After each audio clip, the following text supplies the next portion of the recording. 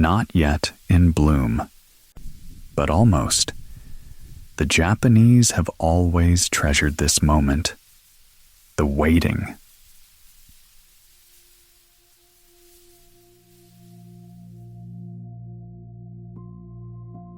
Every March, Japan holds its breath.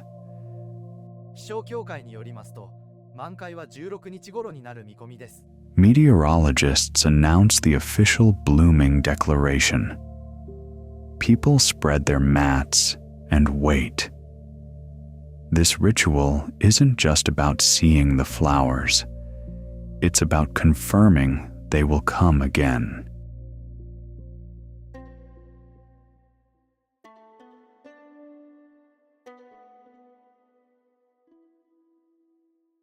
Hanami did not begin with cherry blossoms.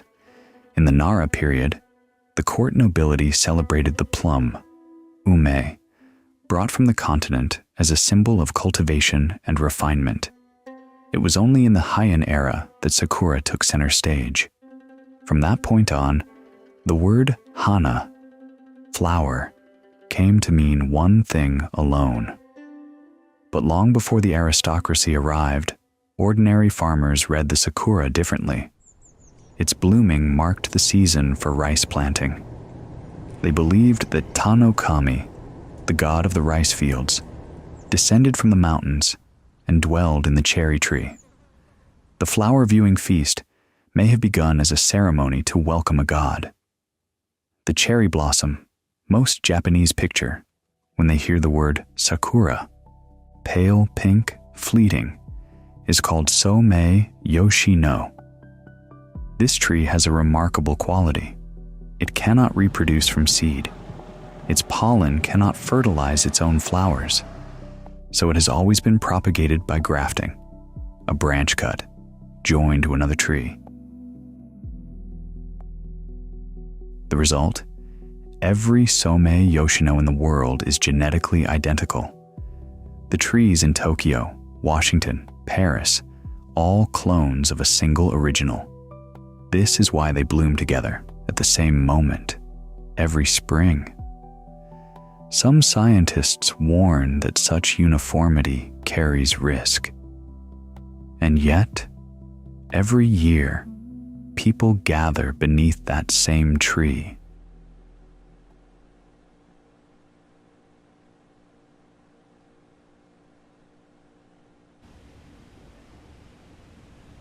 The samurai saw themselves in the cherry blossom, blooming brilliantly, then gone within a week, not clinging to life, not fading slowly, simply falling at the height of beauty. This mirrored the samurai ideal of death, not feared, but embraced with grace. The 18th century text Hagakure declared, "The way of the samurai is found in death." The falling blossom was its living image. Scholar and poet Motori Norinaga wrote in the same century, 四季島の大和心を人とわば朝日に匂う山桜花. If someone asks of the Japanese spirit, it is the mountain cherry blossom, glowing in the morning sun. Beautiful, brief, beyond words.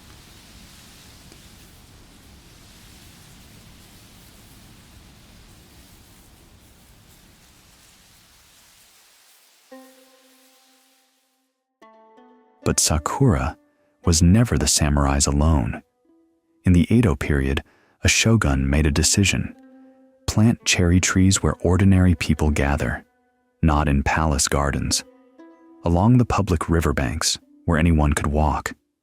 From that moment, Hanami became Japan's most democratic festival. Samurai and farmers, merchants and servants gathered beneath the same branches. Under the sakura, rank dissolved. They drank sake, sang songs, laughed loudly. The Edo spring was the loudest, freest season of the year.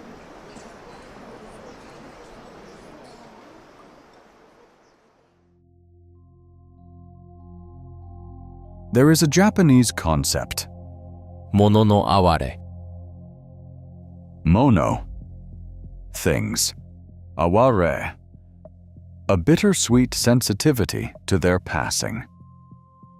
Motori Norinaga identified it as the core of Japanese literary feeling.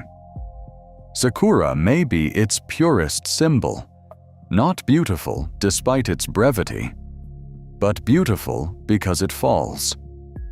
We are often moved more deeply by what passes than by what remains, not by the stone garden that never changes, but by the flower that lasts 1 week.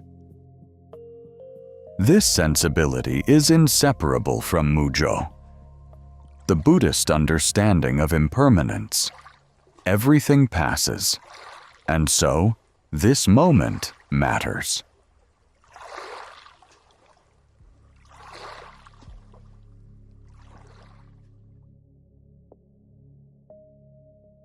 There was a time when people spread woven mats called hanamushiro and brought lacquered boxes wrapped in furoshiki cloth. Today's Hanami looks a little different. The best spots are claimed before dawn. Someone arrives in the dark, lays out a mat, and waits. Basho tori. It is still night. The blossoms are not yet visible, but someone is already there. As light comes, people arrive, each carrying food and drink. Homemade dishes are laid out on the mat. There too, something blooms.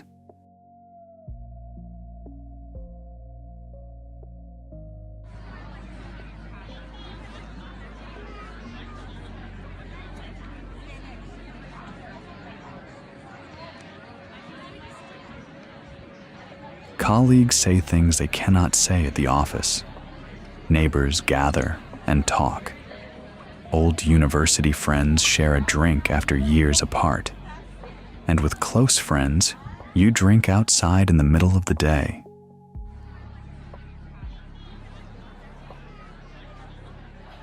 A stranger nearby catches your eye beneath the same tree. You both smile. Under the sakura, titles and rank dissolve. In recent years, visitors from around the world have begun joining the celebration. Today, sakura grows across the world. In 1912, Japan sent cherry trees to America, and they have colored Washington's springs ever since. Many say the same thing. I think I understand now why Japanese people love this flower. It falls. That is the beauty of the sakura.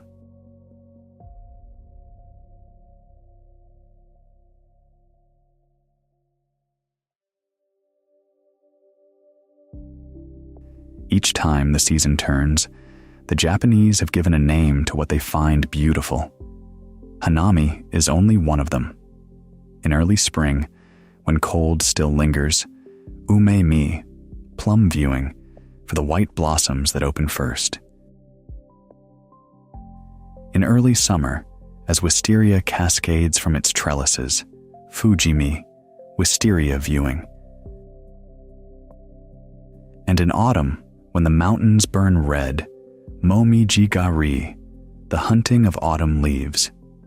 The word gari, hunting, carries its own history.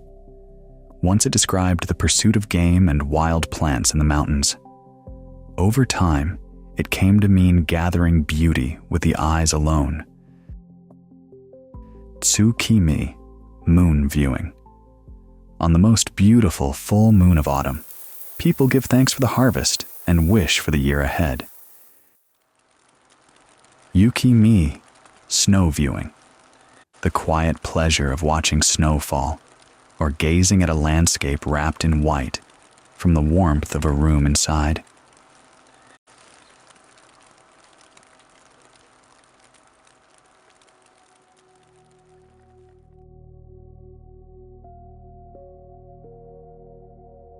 Hanami, momiji-gari, tsukimi, yukimi.